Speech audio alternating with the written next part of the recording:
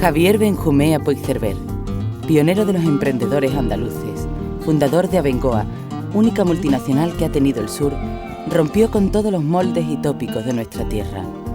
Trabajador tenaz y discreto, dedicó su vida a crear riqueza en el campo de la empresa, la cultura y la educación.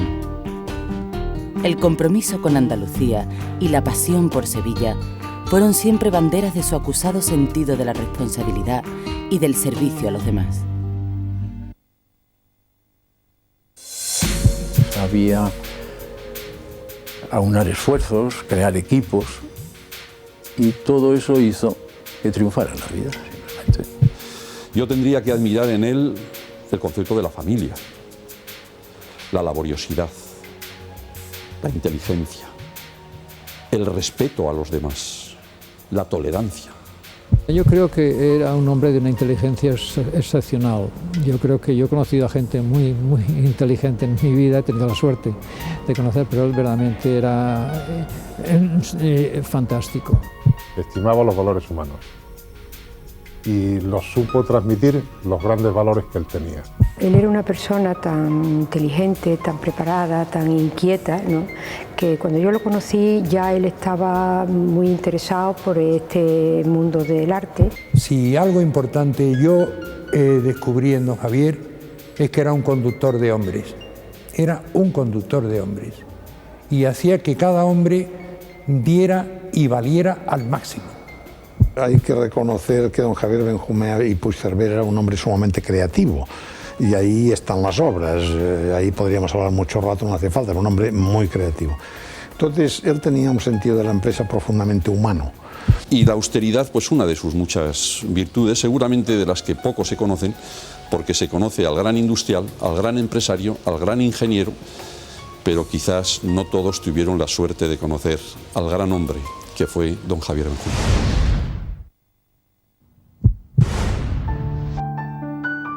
Un 15 de enero de 1915 nace en Sevilla Francisco Javier, quinto hijo de la familia y único varón. Heredará el fuerte carácter y la profunda religiosidad de su madre y se convertirá en un gran empresario a pesar de que los negocios llevaron a su padre a la ruina.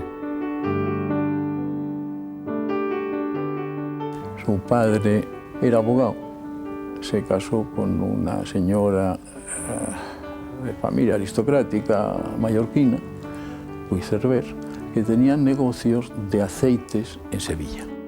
Y él se ocupó de eso.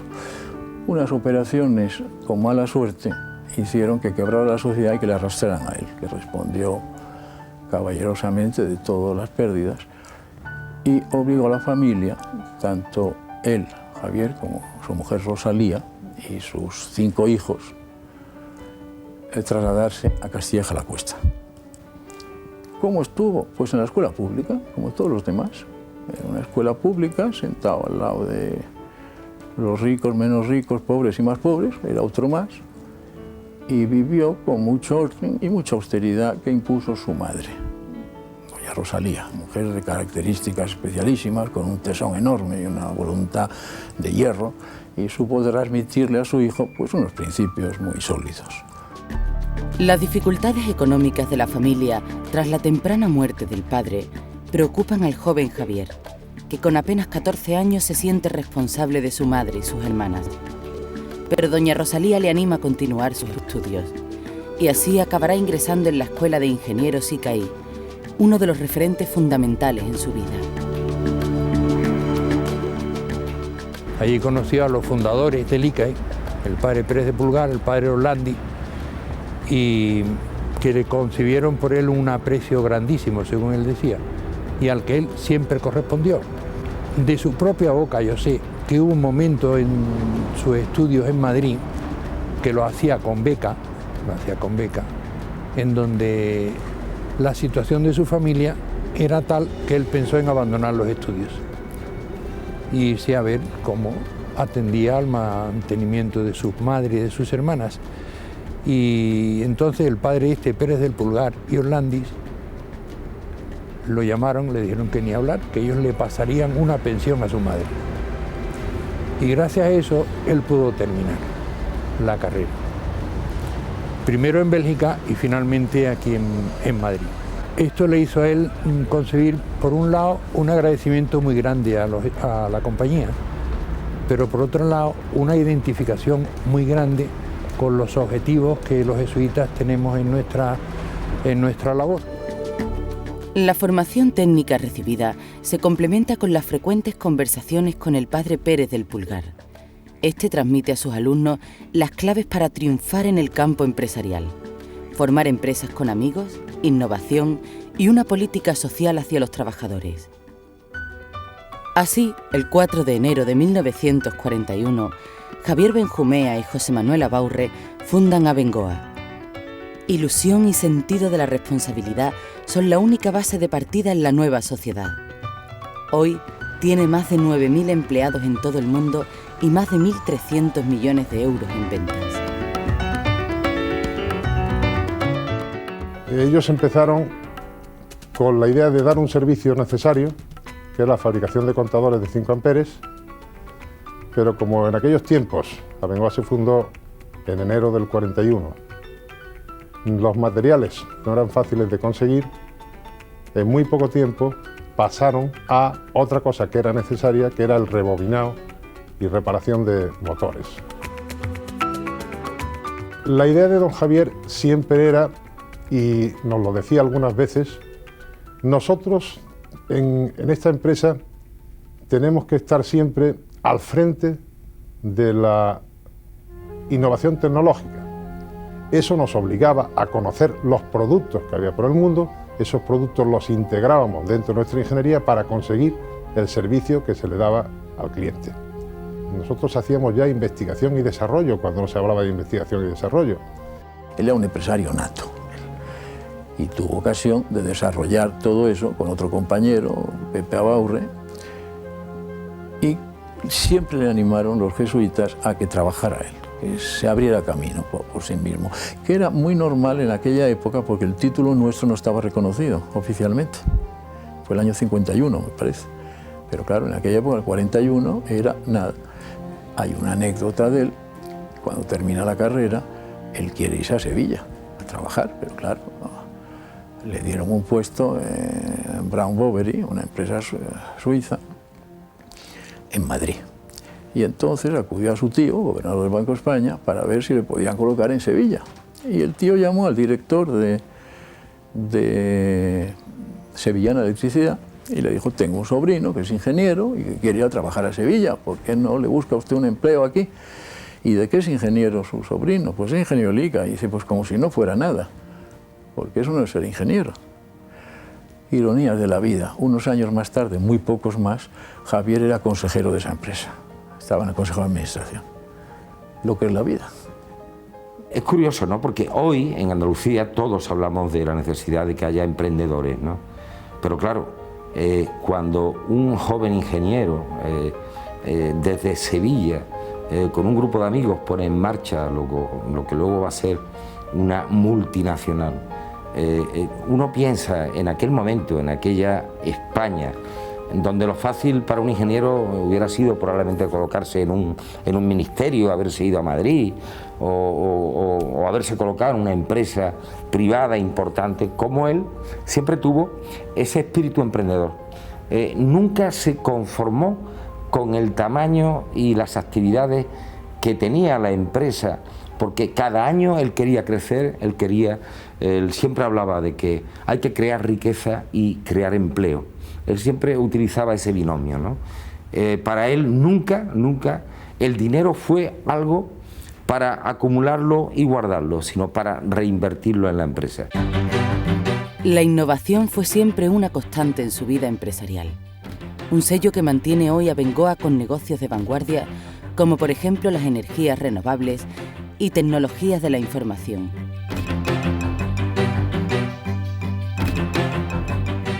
Ahora está muy de moda hablar de I+D+I. Yo creo que él demostraba fundamentalmente esa capacidad del I+D+I, sobre todo, porque, como usted sabe, fundamentalmente él era un gran tecnólogo.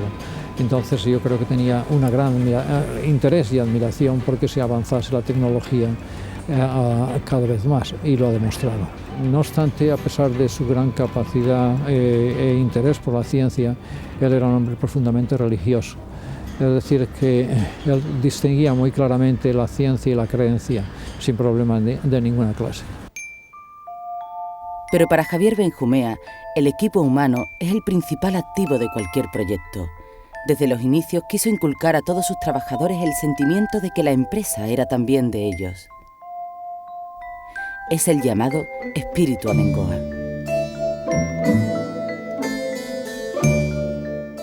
Y ese espíritu nos lo transmitió a todos y todos lo transmitíamos de escalón en escalón.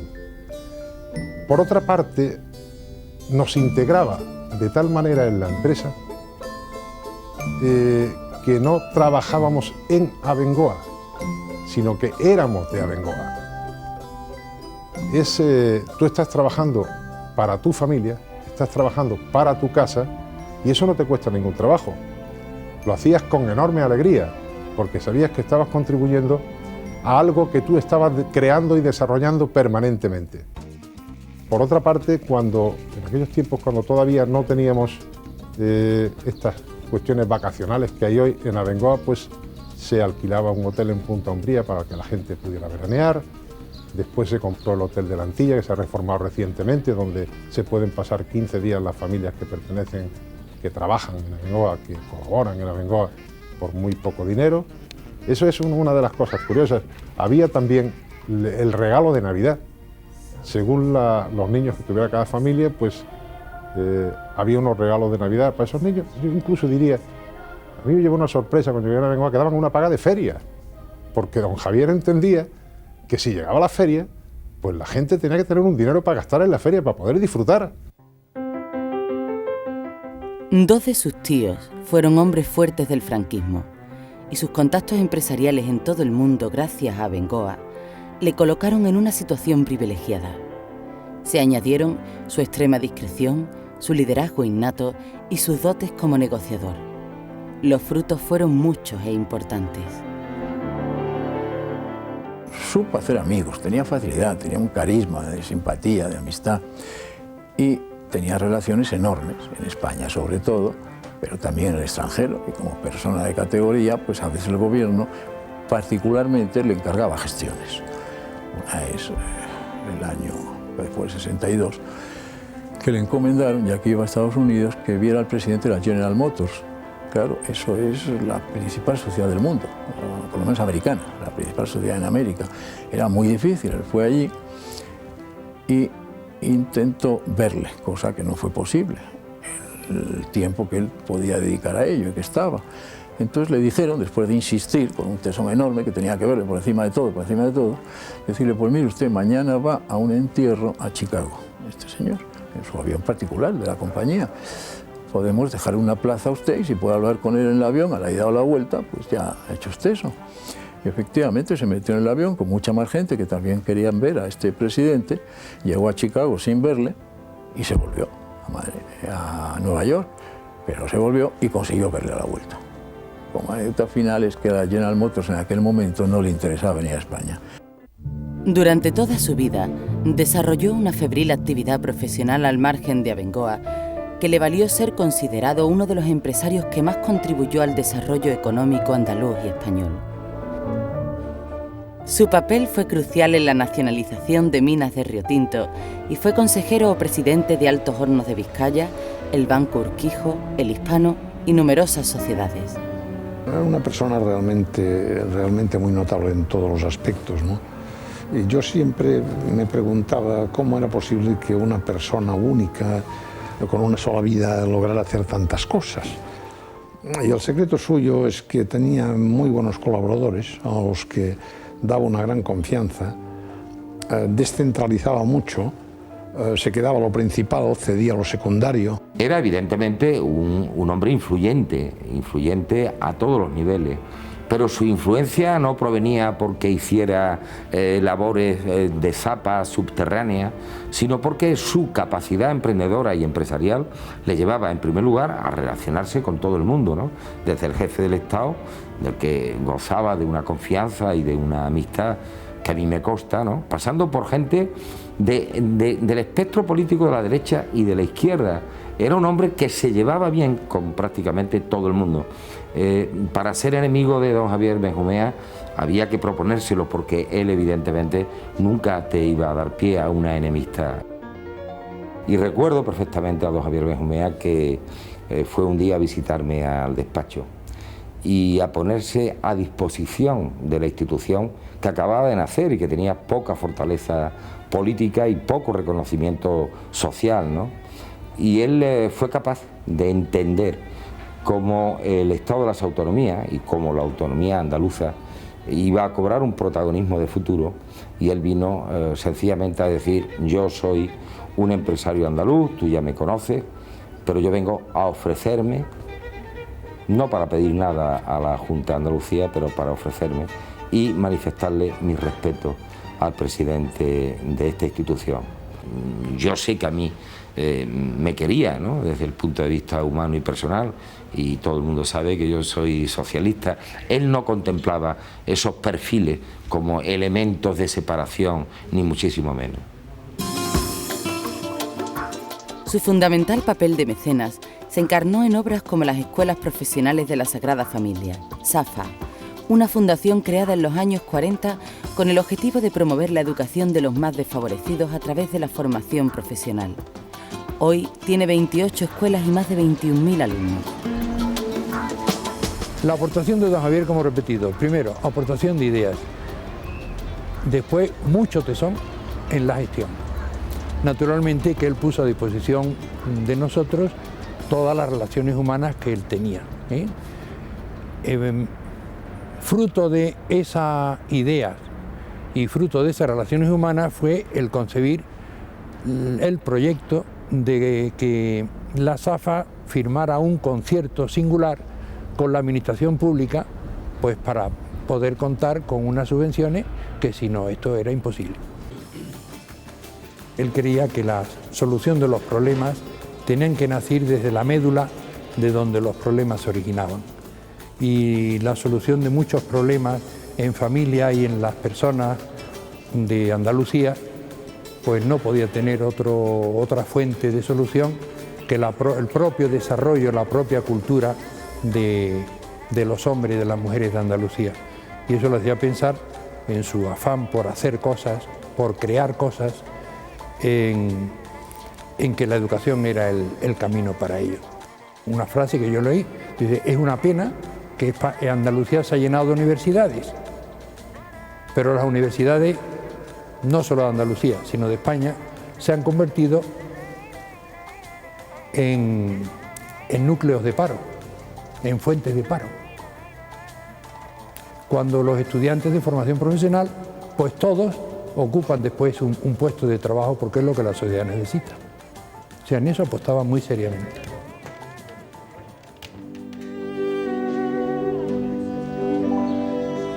Y en la otra cara de su labor de mecenazgo, su amor a la cultura y a Sevilla le lleva a crear Focus. El objetivo de la fundación es contribuir a la conservación, difusión y desarrollo del patrimonio cultural sevillano y andaluz. A primero de los 90 se instala en su sede, el Hospital de los Venerables, de cuya restauración se encarga.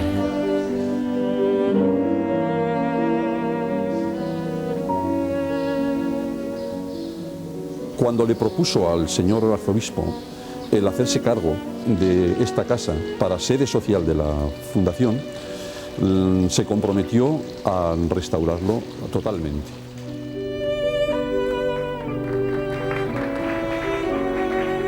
En fin, los resultados están aquí, la casa ha quedado de maravilla. Aquí llegamos en 1991, hace por consiguiente 12 años, y desde entonces pues han crecido mucho las actividades que se realizan en esta casa. A partir de ese momento, aparte de los premios, pues hay cursos, hay conferencias, hay exposiciones, hay conciertos, etc.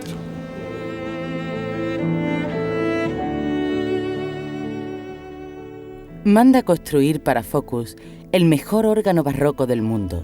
Sin reparar en gastos, lo encarga el mejor maestro organista alemán. Era su gran orgullo. En él han sonado muchas de sus piezas favoritas.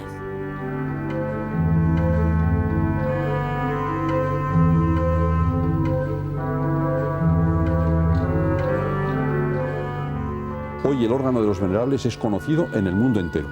Es tan prestigioso que cuando yo invito a los grandes organistas de otros países a tocar aquí, en el momento que se le hace la referencia de que es en el órgano de los venerables, vienen a cualquier precio.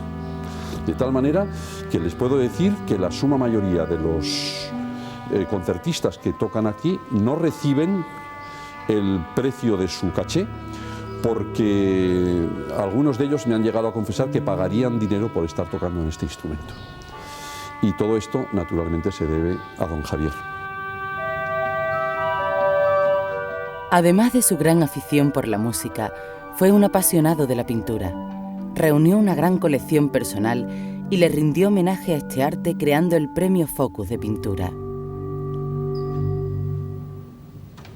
La colección suya no se limitó, digamos, a un arte más o menos tradicional, que tenía cosas del 19, de principios del 20, o de una pintura figurativa. Él fue mucho más allá. En un momento dado, pues frecuentaba galerías tan importantes como la de Juana Mordó en Madrid o Juana Ispuro en Sevilla. Era un asiduo visitante y además un comprador con un criterio de selección muy bueno.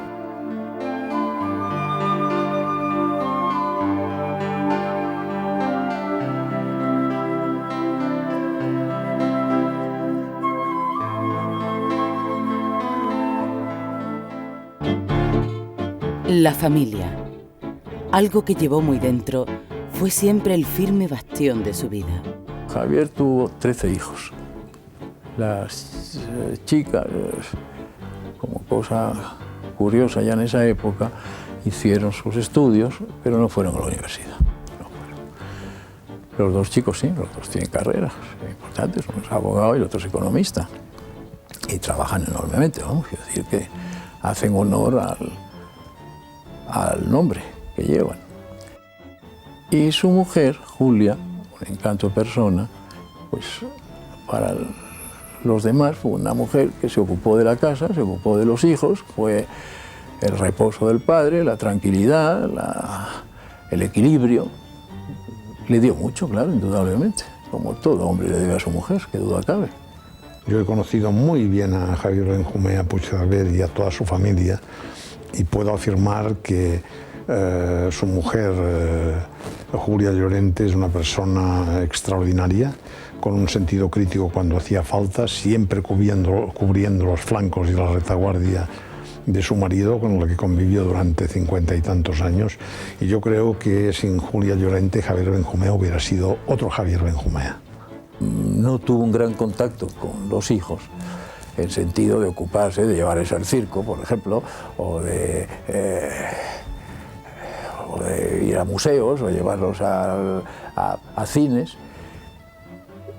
Pero, sin embargo, por ejemplo, un rasgo que le marca, él fue rey mago en Sevilla, él hizo de Melchor, en una cabalgata, que se dice pronto eso, pero hay que hacerlo, ¿eh? Era un enamorado de Andalucía, quería mucho Andalucía. Yo me recuerdo un día cuando me contaba cómo disfrutó él en la inauguración del Pantano del Tranco, que está aquí cerca, que fue una de las primeras grandes obras que hizo Abengoa. Yo no recuerdo qué año sería, pero eso fue muy pronto, fue el año 48, por ahí. Y entonces él pensaba que todas las obras suyas que estaban centradas en Abengoa y después todas las filiales que de Abengoa se desmembraron, pues no consintió jamás ni que tuvieran sede en Madrid, sino que eran de Sevilla. Estaban en Sevilla y al servicio de Andalucía. Yo creo que no hay un empresario en Andalucía que no conozca la aventura empresarial y al mismo tiempo personal de don Javier Benjumea, ¿no?, al frente de esta empresa, ¿no? Y sobre todo es el ejemplo de la tenacidad, porque él era un gran trabajador y también debe de servir de ejemplo para algunos que empiezan ahora y que no acaban de creerse que la tenacidad y el espíritu emprendedor le puede llevar a ser empresario y a crear riqueza para Andalucía, ¿no? Imaginación, intuición y creatividad han sido las tres constantes en la vida personal y profesional de Javier Benjumea. Tres ideas capaces de mover el mundo y transformarlo.